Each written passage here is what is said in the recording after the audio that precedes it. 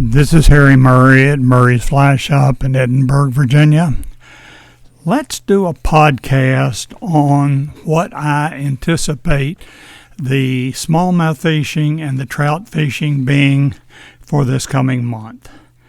May is a wonderful month for the trout fishermen in the state of Virginia, especially in the mountain streams.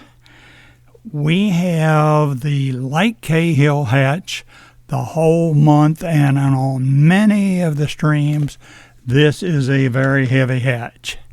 This is a rather unusual mayfly. A good friend of mine, John Snyder, if you know John, is one of the finest fishermen I've ever fished with. On this Light Cahill hatch, John discovered that the emergers would often drift 20 feet, 30 feet before they'd pop their wings and fly away. Well, that is very unusual. Very few mayflies ride as the emerger for that long a time period. Now, in that form, they are exceptionally vulnerable to the trout. So what John did, he would always fish a Light Cahill nymph, size 16, upstream with a very, very slight twitching action. And John always caught more fish than all the rest of us put together.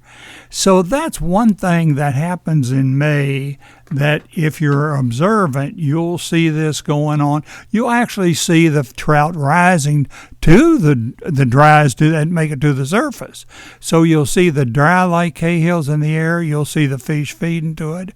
So play John's game if you want to, or you can go with a Light Cahill dry fly and about a size 16.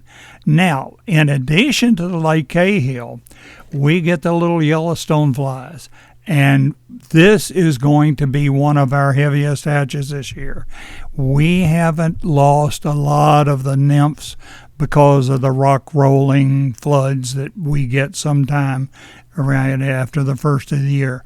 So although this is a relatively small nymph, they are present in large number. The nymphs themselves actually grow and become large, living in the mossy covered area underwater around the boulders, usually when the water is a little slower on the sides. But these nymphs are going to be in that mossy area. If you reach down and pull out a handful of moss from those mossy rocks, you'll see these nymphs right there in your hand. And it is a great fly. And then when the hatch is going, it's there all month. When you see those in the air, I've seen them floating down through the flat pools. It looks like an armada coming down through there, and there'll be fish feeding like crazy. I use the Murray's dry fly on that in about a size, I still kind of like the 16 on that dry fly. Now, the bonus is probably the heaviest hatch we get on many of our streams. The last half of the month of May, we get our sulfurs. And the sulfur, Ephemerella dorothea, the sulfur is a dandy, and almost all of the mountain streams get a good hatch. It starts about noon, the last half of the month. Okay, the duns are coming off, and they'll hatch and fly over to the trees, come back and lay their eggs that evening or the next evening. So then you get your spinners. But the dries coming off about midday, and they will continue.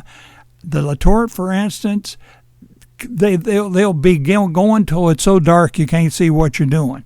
So you've got the duns coming off from midday right down to dark. Now, those spinners coming back to mate and lay eggs usually I see good numbers of sulfurs, say the last 2 hours of the day. They'll mate, deposit their eggs, fall dead, and that's it. But what you've got now, the last 2 full hours of the day, when you've got that light, if you set yourself up looking into the western horizon where you can see those spinners coming down in that low light level, you've got 2 hours of super dry fly fishing. Probably the heaviest hatch I've ever seen in the state of Virginia was when I had the sulfur mayflies and the sulfur spinners coming back and laying eggs. I was hiking out of the mountain to get back to my car, and I was kind of worn out, so I was sitting on a log watching these spinners and the duns out over the water. No question in my mind, looking like out over that hollow, that I was seeing close to 1,000 mayflies in the air. I use 2 different flies on that. I use Murray Sulfur Dry in 16 and 18, and I use Ed Shanks Sulfur Dry in a 16 and 18. So fish that good, be very observant. If you want to fine-tune a little bit of your homework, look for the streams that have a southern exposure. That's good for the bugs, and the bugs are good for the fish. All right, let's talk a little bit about the bass fishing. The hellgrammites that I've been seining since I was a kid are approaching their full size now.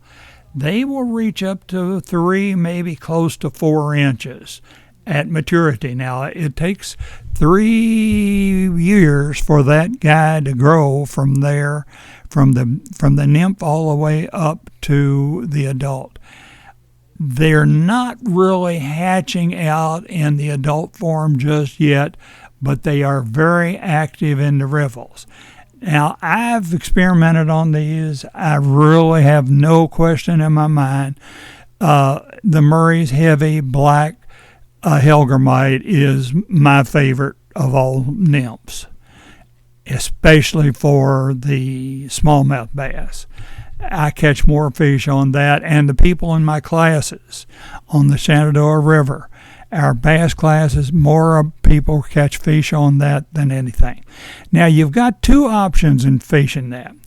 Start on the side of the riffle, right below the riffle, because their heavy populations are in the riffle. Now, they'll extend on down maybe 200 feet, but the heaviest part is right there in that riffle.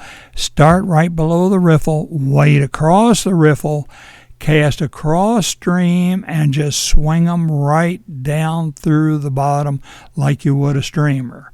Now, option number 2 is to enter the river maybe 30 feet downstream from the riffle and turn and fish upstream dead drift with that Murray's Heavy Black hellgrammite. Cast it so it splats, falls right below there, then get tight to it. I still use the Murray indicator, the old SA indicator, and shove it right up against there, and then fish it dead drift. As it drifts back down to you, take a step further out in the river and go all the way across the river, if the depth permits, fishing that Murray's Heavy Black hellgrammite. And as I say, it can be fished upstream dead drift as a nymph. It can be fished across stream. It swims. When I was designing these things, I don't know if you've heard that story or not, I was totally frustrated with the hellgrammites we had. I even had Dan Bailey's girls tying the moss backs, and I got them from Abercrombie and Fitch, and none of them caught fish. I went to the river and got, I suppose close to a dozen real hellgrammites off the bottom of the stream, moved over to where I could see what was happening. I dropped those hellgrammites into the stream and then watched that living hellgrammite. That guy can swim just as well as a minnow. He angles to the bottom with a undulating type motion, which really attracts the bass. They see that and that turns them on. But it's going to angle to the bottom just like a minnow would. So don't be afraid to impart some action to that. But these other hellgrammites, I don't know how many bucks I had wasted on all these from all across the country that wouldn't give that undulating motion. It's a waste of money. But the Murray's Heavy Hellgrammite is a fish catching machine, and as I say, if I had one and only one bass fly, that would be it. So if you have any questions on this, call me. Let's talk about it, and I'll tell you more tricks with them and that type thing. But this is Harry Murray at Murray's Fly Shop in Edinburgh, Virginia. Thank you a whole lot for being with us.